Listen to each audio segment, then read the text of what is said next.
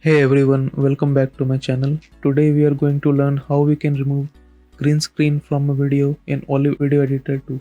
As we know, it has been quite some time since the release of Olive Editor 2, but there are no good tutorials on YouTube explaining it. Therefore, I decided to make one. So guys, let's get started. As you can see, I have a green screen footage in my timeline on top of my normal clip. So we have to remove the green screen from the top video. For this, we need to use two options in Olive Editor, that is chroma key and de-spill. To use this option, we need to select our green screen footage and go to the parameter editor from here. If it is not already selected, you can select from the top left corner of your editor. In parameter editor, we will see a box icon next to video notes. We have to select this option and go to keying and then select chroma key.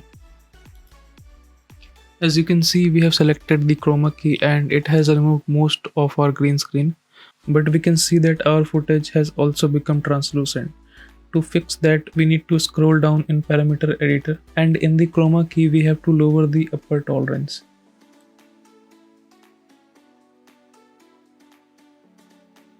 Our footage looks much better now, but we are still not done yet as there are still some green area left around the edges.